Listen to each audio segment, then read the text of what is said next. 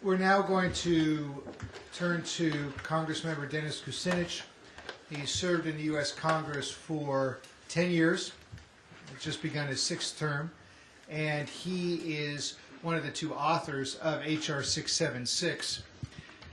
Congressman Kucinich. Thank you very much. Thank you very much. I want to thank all of you for being here at the introduction of our National Health Insurance Act, the Conyers-Kucinich bill. Mr. Conyers has asked me to communicate to you his appreciation for your presence and your support, and at this point I'm speaking for both of us.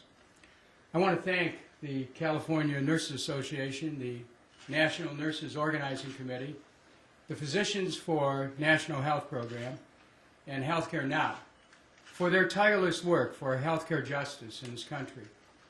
They're responsible for organizing the massive nationwide movement behind H.R. 676, and they're deserving of a lot of credit. I also want to thank my friend and colleague, Congressman John Conyers, for his leadership on this crucial issue in both the Congress and across America. It's truly a pleasure to work with Mr. Conyers on H.R. 676, the National Health Insurance Act. Today I want to emphasize the reasons why H.R. 676 stands alone in an increasingly crowded field of efforts to provide health care coverage to all. When considering a universal health care proposal, there are 3 broad questions which must be asked. First, does it address the challenge of quality? Medical errors are a leading cause of death. Quality of care for minorities and the poor is unacceptably low.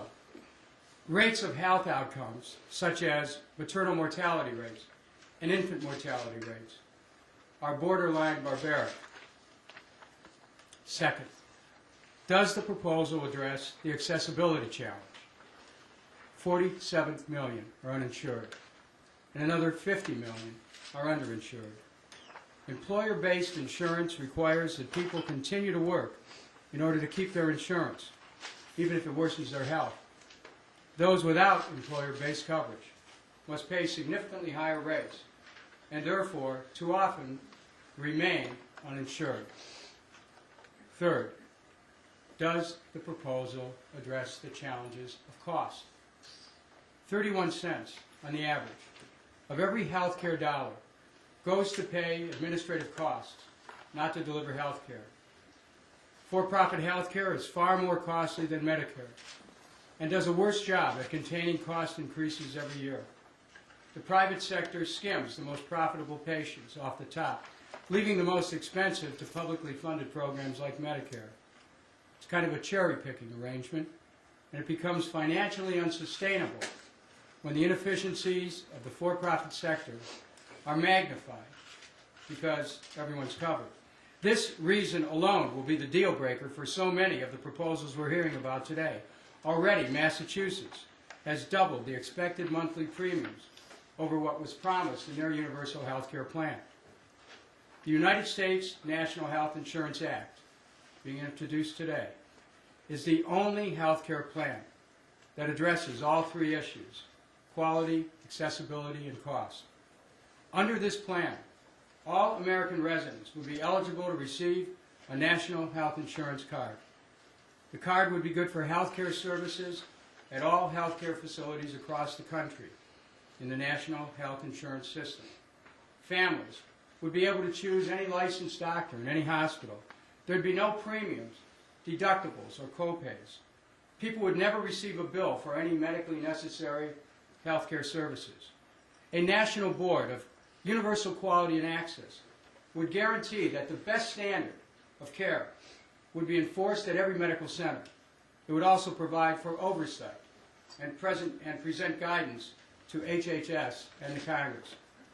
The Conyers-Kucinich bill would cost the same amount of money that is now being spent on health care and would cost less per person than current spending on health care.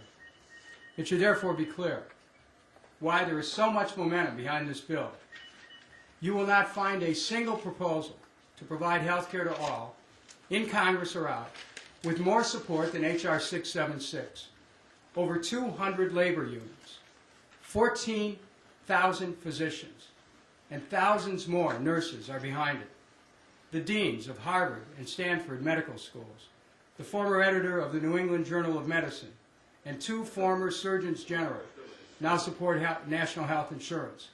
A September 2006 ABC News, Kaiser Family Foundation, USA Today poll found that 56% of Americans prefer covering all Americans in a program, quote, like Medicare, that is government run and financed by taxpayers, unquote. We prefer that to the status quo. In the last Congress, we doubled the number of members of Congress who officially supported the bill by becoming a co-sponsor. And I'm eager to build on this momentum in the 110th Congress. I've already restarted my efforts as the whip on this issue on the floor of the House to have personal conversations with members of Congress from across the country, talking to them about the bill, recruiting them to be co-sponsors. And we're off to a strong start. I believe that by the time I left the floor of the House about a half hour ago, I think we're up to about 42 members of Congress already. And I predict that as this movement grows, in this year, that we will have 100 members of Congress who will be sponsoring this bill. So I'm happy to announce today also that in this Congress, as the chairman of the Subcommittee on Domestic Policy of the Committee of Government Oversight and Government Reform, that I'm going to be holding hearings on health care. The American people have demanded a health care system that works, and I'm determined to make sure that they have the opportunity for that. And I look forward to working with Congressman Conyers and other leaders of the Congress to help this country take a new direction on health care. As someone who's traveled this country from one end to the other, from north to south, east to west, this is the defining domestic issue. This is the issue around which all American people can unite.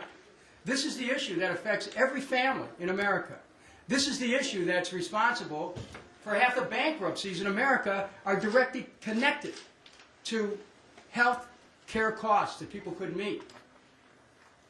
There's no issue that reaches more deeply into the families of this country, into the homes of America. Everywhere in America, people are concerned about this. And while many states are trying to do something, this cannot be addressed simply on a state level. This calls for a change in national policy. And I think the change in the Congress in November of 2006 was a call by the American people for a new direction, not only with respect to our international policies, but also with respect to our domestic policies. And there's no other issue that's more closer to home than the issue of health care. I am proud to be here with California nurses and all the other groups represented to pledge to you my commitment to take this issue across the country in a cause that I believe will transform not only health care in America, but will transform the politics as well. Because this is about reigniting the passion that exists in the grassroots for showing that government truly can't serve the people, that we can challenge interest groups and deliver on new policies which benefit all.